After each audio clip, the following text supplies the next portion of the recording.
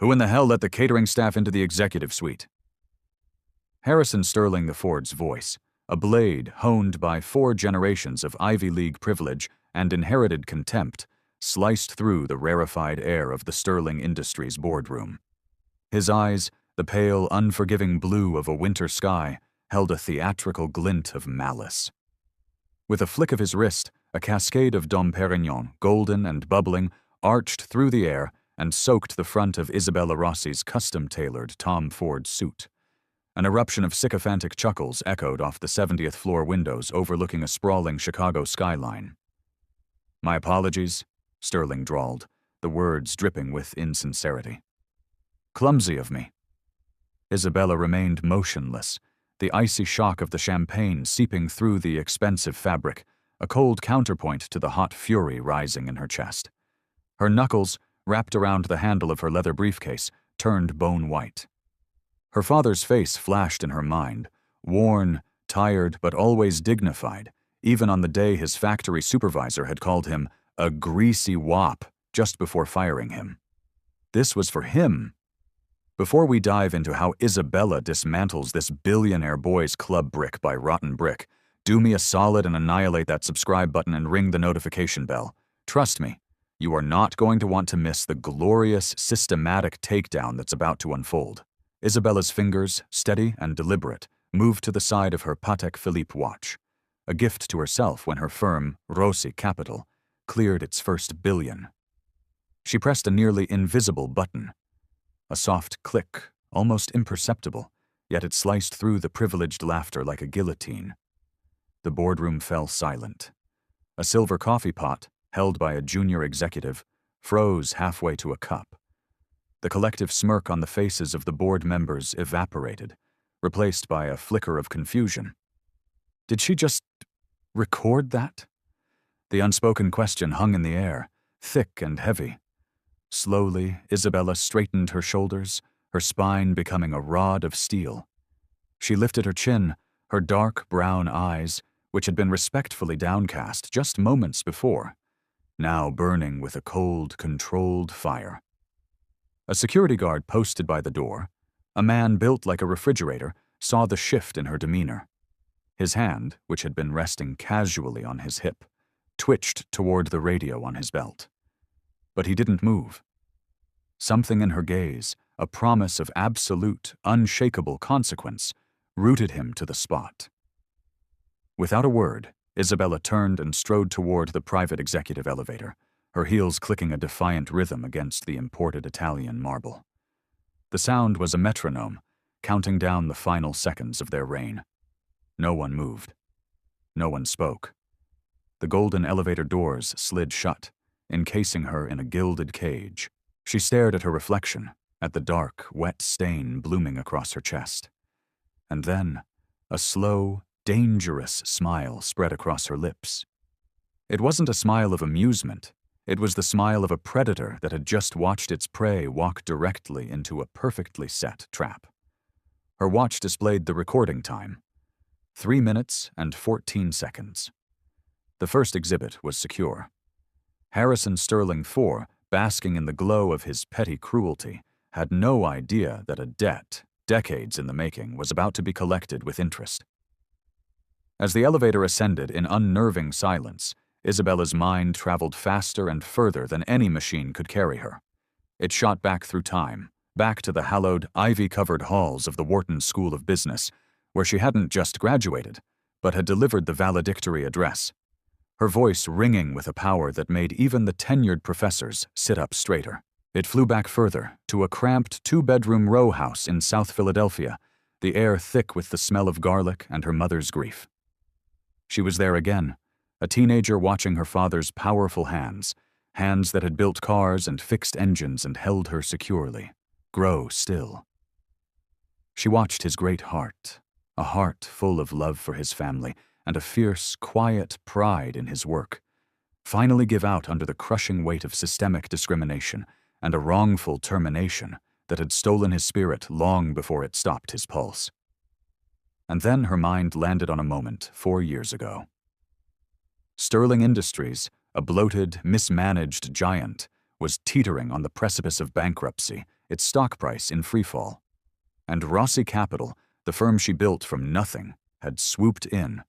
A silent, avenging angel, acquiring a 31% stake in the company through a series of anonymous holding corporations. They never saw her coming. Old money, insulated by its own arrogance, rarely does. They were looking for a threat from their rivals at Bain or Blackstone. They never thought to look down, to the daughter of a factory worker they had discarded like a broken tool. The elevator doors chimed, a soft, melodic sound that ripped her from her memories. She stepped out into the marble sanctuary of the executive lobby. "The interviews for the new cleaning contract are down the hall, honey." A receptionist, a blonde woman whose age was impossible to guess beneath layers of makeup and injectable fillers, chirped without looking up from her screen. Her perfectly manicured nails clicked a rhythm of casual dismissal against her keyboard. Behind her, a gallery of oil paintings depicted generations of stern-faced, white, sterling men, their painted eyes seeming to follow Isabella's every move, a silent, ancestral security detail. "Service elevators to your left, ma'am." The security guard from the boardroom, the one who had frozen, said, his voice now laced with that specific brand of patronizing politeness reserved for people he deemed out of place. His hand was back on his radio, his fingers tapping restlessly. He was on his home turf now, emboldened by the portraits and the marble. But Isabella didn't even grant him a glance. She continued her unhurried, purposeful walk toward the main conference room. The guard's posture tensed. He opened his mouth to say more, then closed it. The radio remained silent. The certainty in her stride was a shield he couldn't penetrate. Inside the boardroom, the atmosphere of smug amusement had returned. Harrison Sterling IV was regaling the table with a new joke at her expense. At the head of the table sat his father, Harrison Sterling III, the patriarch, a man whose liver-spotted hands and reptilian eyes bespoke a lifetime of ruthless decisions. His portrait, the largest in the lobby, depicted him as a titan of industry. In person, he looked like a relic. He extended a limp hand without making any effort to rise from his throne-like leather chair. "Ah, yes. Miss Rossi, is it?" he mumbled, the name tasting foreign and unpleasant in his mouth. "We are so very grateful for the Diversity and Inclusion Initiative that has brought us such an enthusiastic new voice." The condescension was a physical force in the room. The company's CFO, Bradley Thorne, a man whose smarmy grin seemed permanently affixed to his face, chuckled on cue. His Wharton pin, identical to the one Isabella kept in a box at home, gleamed on his lapel. Now, Harrison," he said, addressing the patriarch. "I'm sure our HR department briefed her appropriately, though perhaps we should keep the explanations simple today, for everyone's benefit." He slid a single glossy sheet of paper across the vast expanse of polished mahogany. It was a summary of the quarterly projections, but it had been deliberately simplified, the numbers rounded, the complex financial terminology replaced with laughably basic concepts.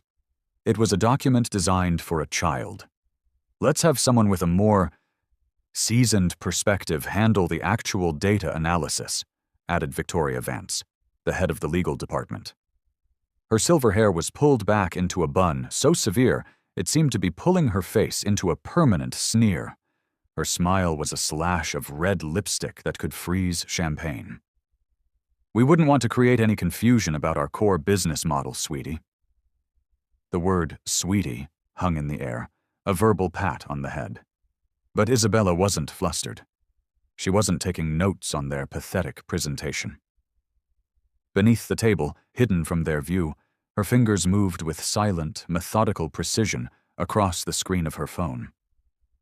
She was the one taking notes.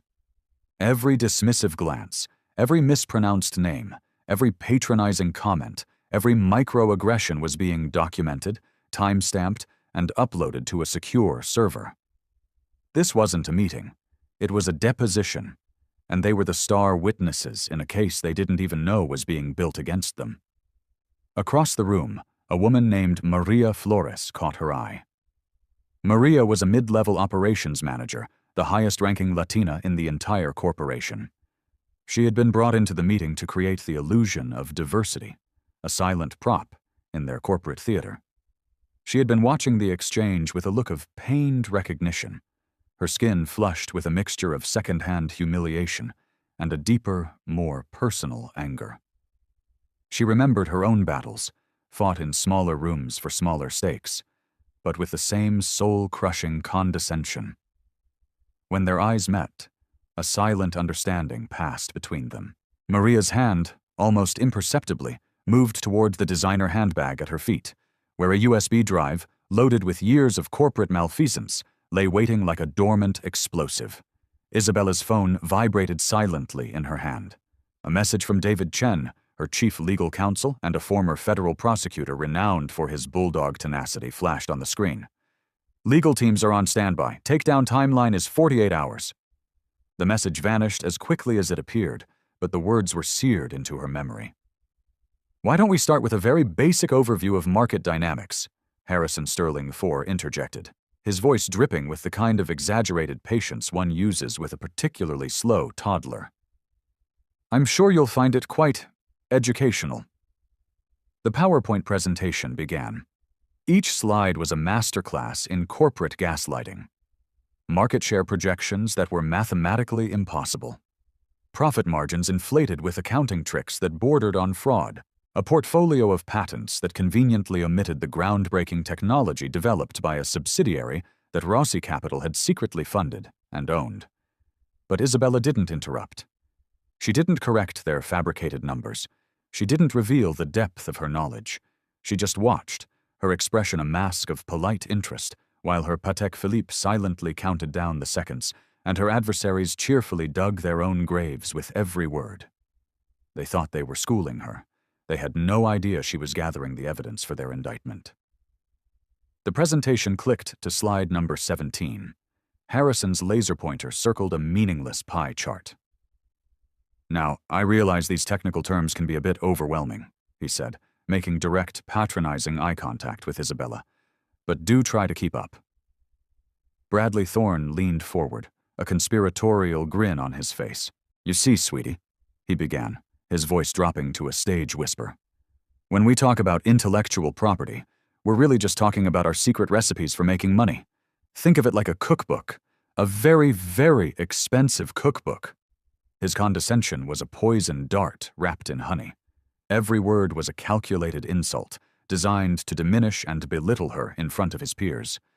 But Isabella had already seen their real cookbook, the one hidden in encrypted servers, detailing the network of offshore accounts in the Cayman Islands, the one that detailed the $3.5 billion in stolen patent designs from a smaller tech firm they had bankrupted, the one that detailed the 72 unreported safety violations at their primary manufacturing plant in Gary, Indiana, violations that had led to severe injuries for dozens of workers. Her father's ghost whispered in her ear. Her fingers moved beneath the table, capturing screenshots of their fraudulent slides and cross-referencing them with the real data stored on her phone. Photographic evidence, audio recordings, internal memos, enough to send them all to federal prison for a very long time. "Perhaps we should take a short break," Victoria Vance suggested, her smile as sharp as a shard of glass. "Give our guest a moment to process all of this complex information." The word guest was delivered with surgical precision, a subtle but clear reminder that they believed Isabella did not, and never would, belong in their world. Harrison Sterling III, the old patriarch, let out a dry, rasping chuckle. "An excellent suggestion, Victoria. Maria," he said, turning his cold eyes to the operations manager, "why don't you be a dear and give Miss Rossi a tour of the facilities? Show her the employee cafeteria, perhaps the gift shop. You know, someplace more appropriate to her level of interest." The laughter that followed was brutal.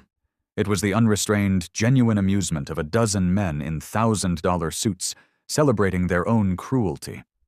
It was the sound of a system congratulating itself on its own impunity. But Maria Flores did not laugh. She stood up, her movements composed and graceful, a lifetime of navigating corporate minefields evident in her posture. "Of course, Mr. Sterling. I would be delighted to show Ms. Rossi around." The emphasis on Ms. was a tiny spark of rebellion, a microscopic act of defiance that did not go unnoticed. "How thoughtful of you, Maria," Victoria Vance purred, her voice laced with the particular venom reserved for women who dared to show solidarity with one another against the established order. "I'm sure you two will find you have so much in common to discuss." As they walked out of the boardroom, leaving the laughter and cigar smoke behind them, Maria's hand deliberately brushed against Isabella's. The transfer was seamless, a ghost of a touch. The small, cold metal of the USB drive passed from her hand to Isabella's. It was a piece of digital dynamite, containing enough evidence to bring the Sterling Empire crashing down. "The safety violations," Maria whispered, her voice barely audible over the echo of their footsteps in the marble hallway. "The plant in Gary. 15 workers were hospitalized last month with chemical burns. Thorne's accounting team buried the report, classified the incident as a minor maintenance issue." The elevator doors slid closed, sealing them in a cocoon of conspiracy. Maria's professional mask finally crumbled, revealing the years of accumulated rage and frustration beneath. "They did the same thing to me when I first started. Different boardroom, same script. Called me the spicy new hire." Her dark eyes, which had been downcast in the meeting, now burned with a fire that matched Isabella's, a dangerous combination of anger and, for the first time in a long time, hope. "But you're not like the others they've tried to chew up and spit out, are you?" Isabella's Patek Philippe gleamed in the soft golden light of the elevator as she checked the time. The countdown was proceeding perfectly. "No, Maria," she said, her voice quiet but imbued with an authority that could command armies. "I'm not. In fact, I believe it's high time they learned exactly who they've been dealing with." Back in the boardroom, Harrison Sterling IV was already on his private, encrypted phone, his thumbs flying across the screen as he composed a message to Senator Thompson, a man whose political campaigns had been funded by Sterling money for over 20 years. A smiling photograph of the senator with his arm draped around Harrison III hung prominently on the boardroom wall. "We may have a small diversity problem that requires a creative solution," he typed. "Nothing that leaves a paper trail, of course. Just some strategic complications to remind certain people of their proper place." Thorne, the CFO, nodded enthusiastically, already mentally calculating the cost-benefit analysis of professionally destroying a reputation versus the potential for legal exposure. "I have a few old friends at the SEC," he chimed in. "I'm sure they'd be very interested in conducting an extremely thorough and very public audit of Rossi Capital. It's amazing what sort of violations they can uncover when they're properly motivated to look." Victoria Vance's long red nails drummed a funereal rhythm on the mahogany table. "And there's always the patent litigation route. We have enough lawyers on retainer to bury her in motions and discovery requests for the next 20 years. She'll be bankrupt before she ever sees the inside of a courtroom." But none of them, in their cocoon of arrogance and power, noticed the tiny red light, no bigger than a pinprick, blinking placidly on the side of the designer water glass Isabella had left on the table. It was a seemingly innocent piece of high-end corporate swag, but it was also a state-of-the-art surveillance device, recording every word, every boast, every casual admission of criminal intent. The Patek Philippe wasn't just a timepiece, it was a command and control center, and they had just willingly delivered enough evidence to guarantee their own spectacular destruction. 47 floors below, in a sleek, modern office overlooking Millennium Park, David Chen received a notification on his encrypted laptop. The message consisted of a single word: Omega. He typed his reply, his fingers moving with practiced calm. "Phase 2 is a go. Commence operation." The timer on his screen now read 36 hours and counting. The Sterling Empire, built on a century of corruption, had no idea that its foundations were already turning to dust beneath their handmade Italian loafers. What do you think is the most satisfying way for a corporate villain to get their comeuppance? A long prison sentence? Public humiliation? Losing all their money? Let me know your thoughts in the comments below. And if you're enjoying this story of righteous revenge, do me a favor and smash that like button. It tells the algorithm that justice is a dish best served to as many people as possible. Wednesday, 2:30 p.m. The Omega Protocol was live. The target for total dismantlement was Friday, 2 p.m., a mere 48 hours to unravel an empire woven from generations of privilege and shielded by the kind of legal and political immunity that only vast, inherited wealth can buy. But David Chen had been preparing for this moment for 4 years, ever since Isabella Rossi had walked into his office, her face a mask of grief and determination, and spread her father's medical records and termination papers across his desk like evidence in a cold-blooded murder trial. "Confirmed. Legal foundation is secure," he typed back to Isabella. His fingers were steady, but his heart hammered in his chest with the thrill of the hunt. His next call was to James Harrington. The name alone carried immense weight. The former Attorney General of the United States, now a senior partner at the most feared white-collar defense firm in the country. Harrington was the only man in America with enough influence and integrity to make the Securities and Exchange Commission, the FBI, and the Department of Justice move in perfect, synchronized concert. The War Room, located in an anonymous office suite leased under a shell corporation, assembled with the silent efficiency of a special forces unit. Maria Flores, safely ensconced with a personal security detail, began uploading terabytes of data to a series of secure, encrypted cloud servers. Her hands trembled slightly as she watched 5 years of carefully documented evidence, every falsified report, every buried memo, every coded email, stream across the fiber optic cables. This was her justice, and the justice of every other employee who had been silenced or discarded by the Sterlings. Safety violation reports that Thorne's team had disguised as miscellaneous expenses. Email chains where Harrison IV joked about the unfortunate but necessary downsizing of the Gary plant's safety budget. Audio recordings from company-wide meetings where human lives were discussed in terms of liability calculations and acceptable losses. David's forensics team, a collection of the best white-hat hackers and digital investigators money could buy, worked through the night, their faces illuminated by the eerie blue glow of their monitors. They were digital archaeologists, unearthing the skeletons the Sterlings had buried deep within their corporate servers. Every deleted email was recovered. Every hidden wire transfer was traced from a slush fund in Chicago to an untraceable account in Panama.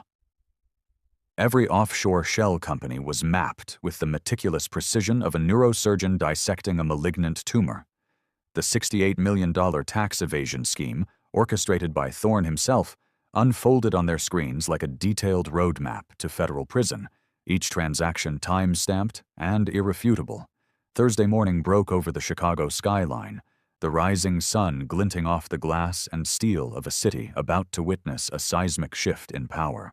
The first wave of legal injunctions, authorized by emergency judicial orders that Harrington had secured overnight, flowed from David's office like a tidal wave.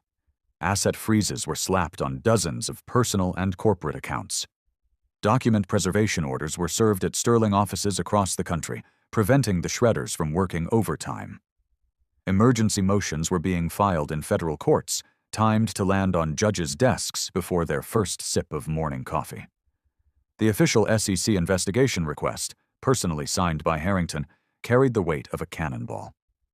15 workers hospitalized. Maria's voice, raw with emotion, crackled over the encrypted comms line. She was reading from the real medical records, the ones she had secretly copied before Sterling's corporate doctors had been ordered to falsify them. Severe chemical burns, permanent lung damage from exposure to uncontained industrial solvents. Thorne's team officially classified it as a seasonal flu outbreak to avoid triggering an OSHA investigation and a hit to their quarterly profits. Each word was another nail being hammered into the Sterling family's custom-built coffin.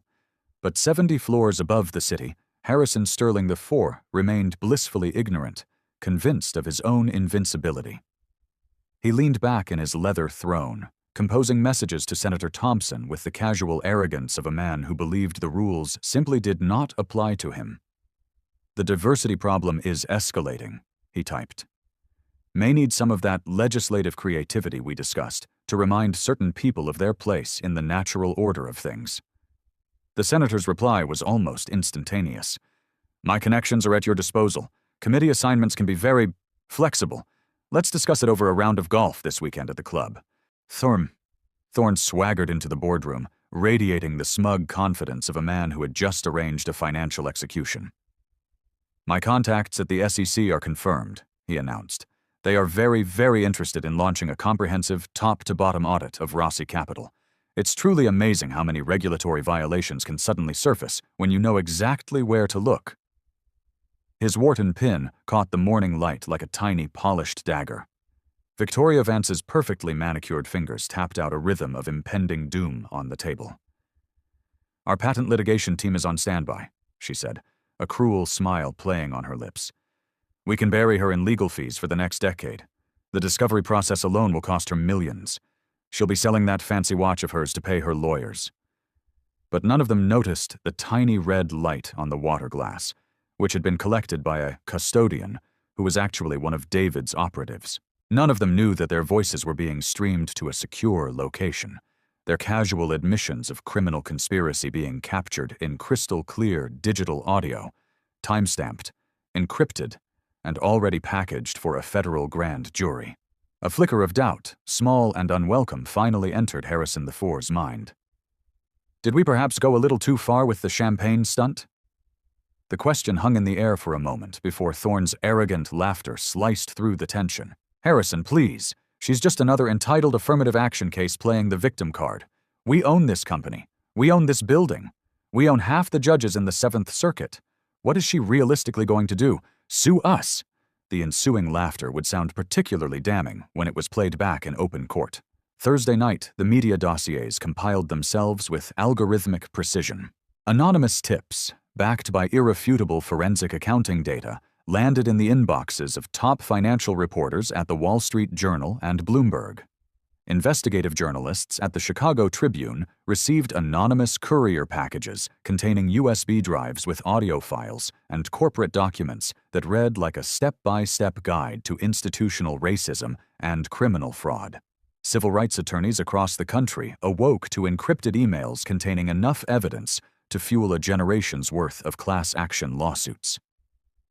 David Chen's phone buzzed with a constant stream of updates. Asset tracking complete. Criminal referrals filed with DOJ. Congressional inquiry initiated.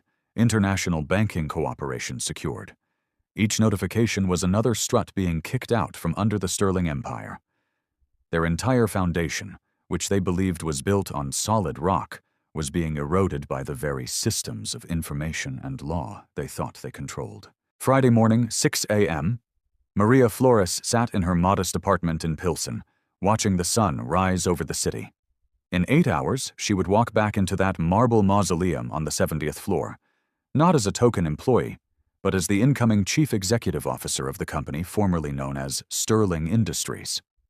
In 8 hours, she would begin the process of delivering justice, not just for herself, but for every single worker who had ever been exploited, silenced, or harmed, while the men in that boardroom counted their profits. The official notice for an emergency board meeting went out with exactly 48 hours' notice, making it legally sound but strategically devastating. Harrison Sterling IV received the notification on his phone while sipping an espresso from a cup worth more than most people's monthly grocery budget. He was completely unaware that he was about to be the star of the most expensive and public lesson in consequences ever taught in the history of American corporate governance. David Chen checked his watch. It was a simple, functional Timex, a watch that kept perfect time without needing precious metals or a Swiss pedigree. Phase 3 initiated, he messaged Isabella. Target confirmed, Friday 2 p.m. Justice is incoming.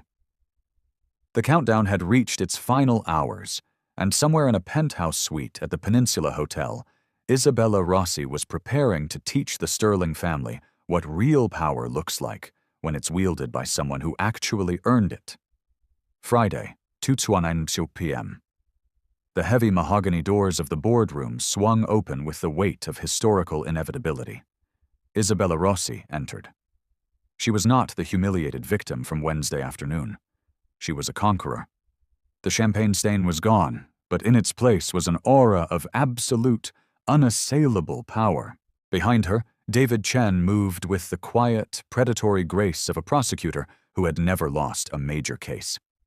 He was flanked by a team of 3 attorneys whose collective resumes included clerkships at the Supreme Court and landmark victories against some of the largest corporations in the world.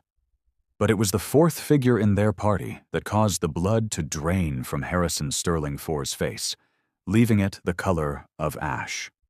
James Harrington, the former Attorney General of the United States, a man whose name was a synonym for justice, settled into a chair at the table with the calm authority of someone who had brought down presidents and prime ministers with equal dispassionate efficiency.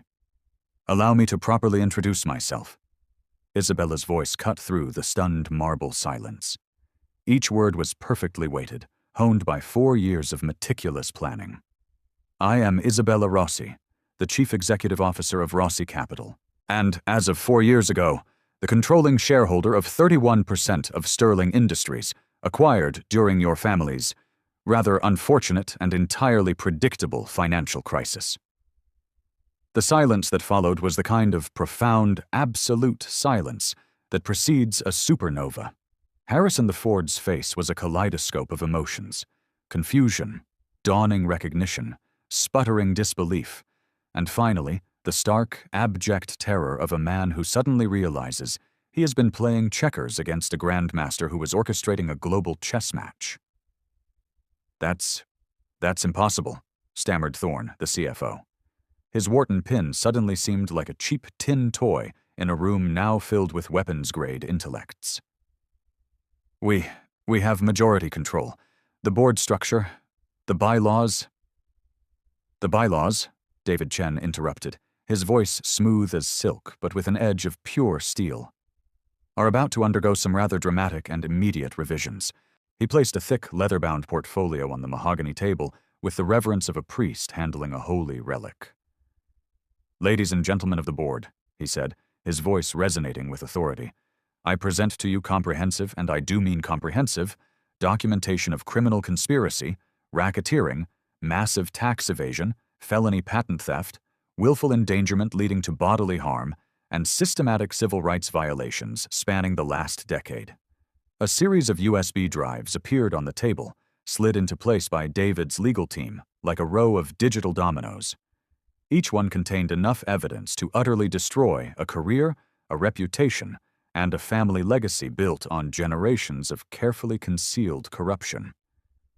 Maria Flores, no longer the timid middle manager who fetched coffee for men who couldn't be bothered to learn her name, stood and slid one of the drives across the polished wood to the center of the table. Her hand was steady. Her voice was clear and strong.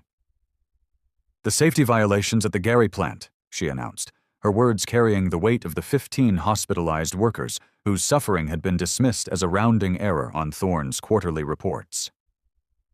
"The deliberate theft of intellectual property totaling $3.5 billion from a smaller competitor you drove into bankruptcy. The tax evasion scheme, funneled through shell companies in Panama, amounting to $68 million over 5 fiscal years." Harrison IV's moment of final, crushing realization arrived like a freight train. This was a setup," he whispered, his voice cracking like his great-grandfather's antique porcelain. "From the very beginning, the acquisition, the meeting, the champagne, the entitlement of a lifetime dissolved into the terrified whimper of a man who was finally, for the first time in his pampered life, understanding that actions have consequences." "You set this up, Harrison," Isabella responded, her voice as cold and precise as a surgeon's scalpel. "Every racist joke, every casual dismissal of a subordinate, every moment you treated another human being as an expendable asset in your personal game of Monopoly. I simply responded in a manner appropriate to the threat." Victoria Vance's carefully constructed facade of icy competence crumbled into dust. "But, Senator Thompson," she stammered, her words trailing off into a pathetic squeak. "Our legal protections, the immunity agreements." Marcus held up a tablet, the screen glowing with official, freshly issued federal arrest warrants. Her name was printed at the top, in bold, uncompromising font. "Senator Thompson," James Harrington spoke for the first time, his voice filling the room with a gravitas that seemed to shake the very foundations of the building. is, at this very moment, explaining his long and profitable relationship with this organization to a federal grand jury. His cooperation, in exchange for a lighter sentence, has been most illuminating. The vote was a formality, a death rattle. The board members, men who had spent their careers protecting the Sterling dynasty, suddenly discovered a deep and urgent passion for corporate governance and ethical responsibility. One by one, they abandoned the sinking ship. Isabella's 31% stake became 47% as a block of institutional investors flipped their allegiance.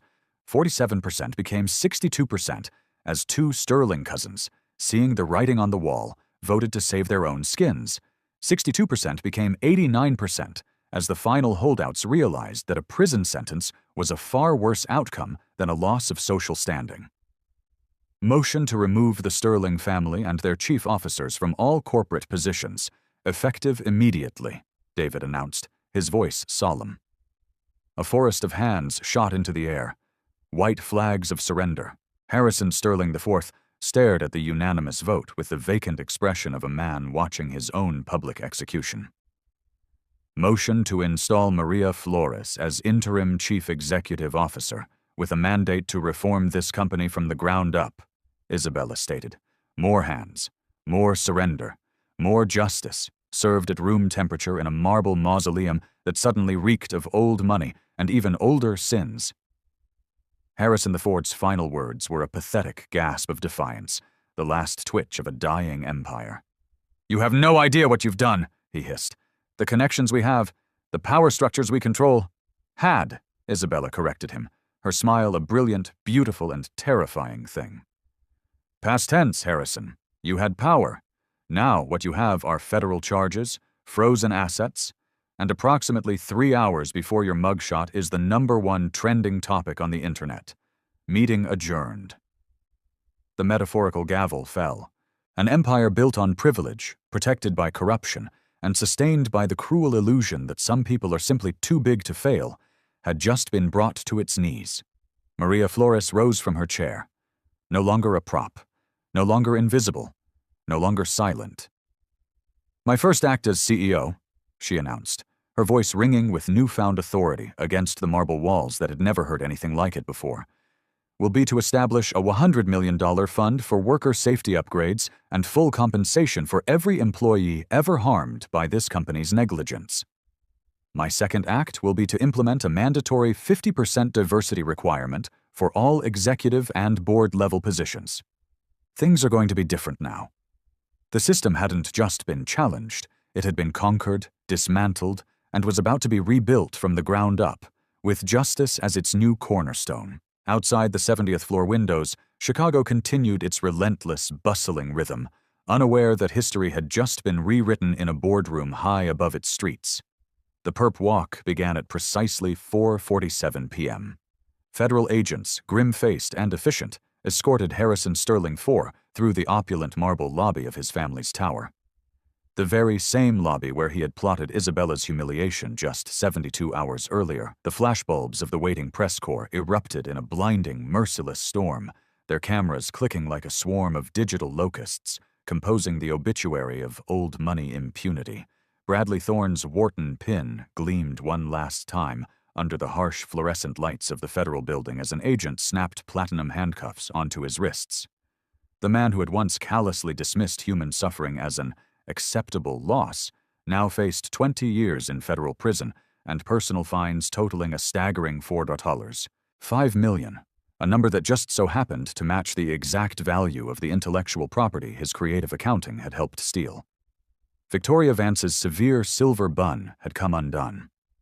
Her hair now hung in limp strands around her shoulders as she signed a plea agreement that would spare her a prison sentence in exchange for her complete and total testimony against Senator Thompson. Her law license, the symbol of her power and prestige, was gone, along with her 7-figure salary and her corner office overlooking the park. But the true, lasting victory was not in their downfall, but in the rise of those they had oppressed. 6 months after being dismissed as a spicy new hire, Maria Flores stood at a mahogany podium in the grand lobby of the newly renamed Rossi Flores Tower. The oil paintings of dead, white Sterling men had been removed, replaced by a vibrant collection of modern art created by local Chicago artists. She was announcing the company's new charter, a document that prioritized worker safety and ethical conduct above all else. Effective immediately, Maria's voice boomed across the lobby. The company formerly known as Sterling Industries, now operating as Apex Industrial Solutions, will be investing $100 million in comprehensive safety upgrades across all our manufacturing facilities. Furthermore, we are instituting a profit-sharing program, ensuring that the people whose labor creates our success will share in its rewards. A ceremony was held in the same boardroom where champagne had once been used as a weapon. The families of the injured Gary workers, men and women who had spent years fighting a losing battle against corporate lawyers, were presented with compensation checks that not only covered their medical bills, but also acknowledged their pain and suffering. A woman named Elena Sanchez, whose husband had lost the use of his right arm due to faulty machinery that Thorne's team knew was defective, held a check for $500,000, tears of overwhelming relief streaming down her face. For the first time, her family had been seen not as a liability, but as human beings. The congressional hearing was a masterclass in public justice. Senator Thompson, stripped of his committee assignments and facing indictment, squirmed in his witness chair as James Harrington read aloud the text messages that laid bare a web of corruption and cronyism that had poisoned Washington for decades. The American people deserve to know, Harrington's voice thundered through the C-SPAN cameras, reaching millions of homes across the nation, how corporate greed and political corruption conspired to deny justice to working families, all while enriching a privileged few. The ripple effects were immediate and profound. Within a month of Maria's appointment, a dozen other Fortune 500 companies announced sweeping new diversity and worker safety initiatives, terrified of being the next to face a similar reckoning. The Wharton School of Business officially added the Sterling Industries takedown to its curriculum as a mandatory case study in corporate accountability and the catastrophic risks of unethical leadership. But perhaps the most powerful transformation of all took place in a quiet, wind-swept cemetery in South Philadelphia. 6 months after the Sterling Empire crumbled, Isabella Rossi knelt beside her father's simple granite headstone on a crisp autumn morning. The sun warmed the stone as she placed a small bouquet of his favorite red carnations beside the weathered American flag that recognized his service to his country. Service that had meant nothing to the corporate executives who had broken his body and his spirit. "We did it, Dad," she whispered, her voice catching in her throat as she traced the letters of his name, Anthony Rossi. "The system is changing. Not just for me, but for everyone who comes after us. Maria is running the company now, and she's making sure that no one ever has to suffer the way you did." The wind seemed to carry her words across the rows of headstones, a prayer of justice finally answered. The Rossi Foundation, funded by the seized assets of the Sterling family, announced its first class of scholarship recipients on the 1-year anniversary of the infamous champagne spill. 50 brilliant young men and women of color, all from working-class backgrounds, would be attending the nation's top business schools, their tuition and expenses fully covered. Each scholarship came with a small plaque dedicated to the memory of Anthony Rossi and all those who suffered in silence, and in hope for all those who would now be empowered to speak truth to power. Harrison Sterling For's final pathetic humiliation came not in a courtroom, but in the sterile, beige-walled employment office of a mid-tier logistics firm. At 58 years old, fresh out of a minimum security prison, he was applying for an entry-level analyst position. The young black woman conducting his interview, a recent MBA graduate whose grandfather had worked as a janitor in the Sterling Tower, looked at the 10-year gap in his employment history. "Can you explain this period for me?" she asked, her voice a model of professional neutrality. "I was involved in some legal complications," he mumbled, his eyes fixed on the scuffed toes of his shoes, the imperial authority that had once silenced boardrooms, now just a bitter memory. The cosmic irony was entirely lost on him, but not on the universe, which sometimes, just sometimes, remembers to balance its scales. The Sterling family's sprawling estate in the Hamptons was sold at a federal auction. Isabella Rossi, through her foundation, outbid a consortium of hedge fund managers and real estate developers. But she didn't move in. Instead, she had the Marble Palace transformed. It was now the Rossi Center for Entrepreneurial Leadership, a place where young innovators from underserved communities could receive free business training, legal assistance, and access to the kind of powerful networks that had once been the exclusive domain of men like Harrison Sterling IV. The final scene of this corporate drama writes itself with a poetic justice that is almost beautiful. Maria Flores, now a year and a half into her tenure as CEO of Apex Industrial Solutions, stands in the executive elevator that once represented her fear and oppression. Now it lifts her to a position of authority she never dreamed possible. The same elevator where she had once trembled at the thought of serving coffee to men who didn't know her name, now carries her to board meetings, where her voice sets policy, her decisions protect workers, and her leadership proves that power, when wielded with conscience and integrity, can heal even the deepest wounds. And somewhere in an FBI evidence locker in Chicago, a high-end designer water glass sits in a sealed plastic bag. Its digital memory still holds the recorded voices of arrogant, powerful men who believed they were above the consequences that govern the rest of humanity. But justice, like water, eventually finds its way through even the smallest of cracks, eroding the foundations of even the most impenetrable fortresses of privilege. And across America, in boardrooms where photographs of Maria Flores now hang on the walls, a new generation of leaders is learning the most important lesson of all.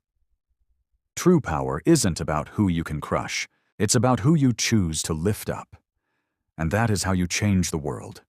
If you believe that justice, no matter how long it takes, is always worth fighting for, hit that like button, share this video with someone who needs to see it, and subscribe for more stories where the untouchable finally get what's coming to them. Thank you for watching.